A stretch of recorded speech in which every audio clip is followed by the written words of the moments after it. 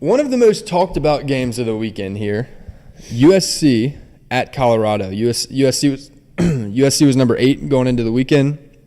They were a 21.5-point favorite. I very much expected them to cover that 21.5 easily because, again, Colorado is just not – they're not super big in either trench, offensive or defensive line.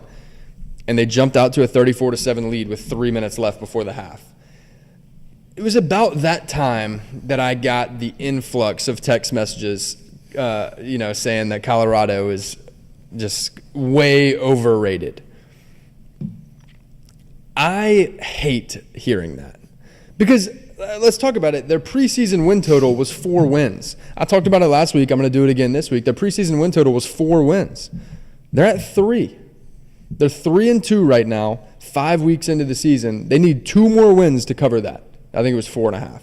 So they need 2 more wins to cover that. I am of the firm belief that they will. And to hear anybody say Colorado is overrated is crazy because to me they're overperforming. Are they probably talked about maybe too much? Yeah. That could be true. That's definitely where it's coming from. Like I remember we were in the same group text in that when those overrated things were coming in, and I think the correct term is overhyped because they came out and started the season hot, and everyone's like, everyone just automatically judged them like, Colorado was much better than we originally thought. And that picture was in our head. And because of recency bias, I think that's why people are like, Colorado actually isn't that good. And anyone who knew anything about college football knew that. They knew that they weren't going to go out and be ranked at the end of the year or be a top 10 team at the end of the year. Everyone kind of knew that if you know anything about college football. But because of recency bias and with all the Deion Sanders hype and all the big stars going to their games and stuff like that, it's kind of getting to other people, it's getting annoying seeing it all the time. So I can see where overhyped comes in. Overrated, definitely not. But even then, I don't think it's hype. I think there's a lot of talk. Like, yeah, for media coverage, you can get clicks talking about Deion. But even then, they're not saying, like, look, if you're a fan of college football, I would imagine you'd click on College Game Day or you'd watch ESPN or SportsCenter or any of the networks that cover college football.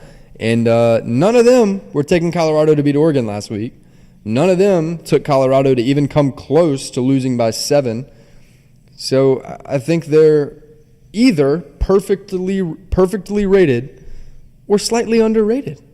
And look, I'm not of the belief that Colorado is underrated, but I damn sure didn't expect them to go put 41 on USC this week and be in a tight game. And even furthermore, I didn't expect them to be down 34-7 with 3 minutes left in the first half and claw their way back.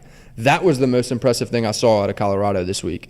And then, look, here we are doing this thing where Colorado lost, and now we're talking about them. So see, we're part of the problem. Maybe we are. Maybe we're part of the problem.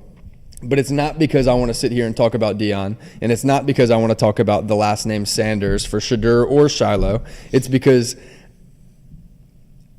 y'all are doing it, okay? Y'all are doing it, and y'all are hating on Colorado while they're clawing their way back into games against a top 10 team and putting up 41 on USC. So that's how I feel about Colorado. If everybody else would just stop talking about them or stop acting as if they're supposed to be a national championship contending team, then I would have much less to say. But whenever we're going to sit here and drag a team that is playing their ass off and being in games, being in a game that they shouldn't be in, because they weren't in the Oregon game, but being in this game that they really shouldn't have been in from the jump, somebody's got to defend them. That's how I feel. Now, let's talk about USC because they offensively are really, really good. Now, again, they didn't score a ton in the second half. I think whenever you get up 34-7, it's very easy to go over to the sideline and start talking about next week's game. And that is something that elite teams don't do and can't do. Caleb Williams, one of the best quarterbacks in the country, for sure. I think they have a really, really nice receiving room over there. Defensively, they have some work to do, and I think that was exposed in the second half of this game. They still have a tough road ahead of them. They're going to have to play Oregon. They're going to have to play Washington. They still got to go see Notre Dame.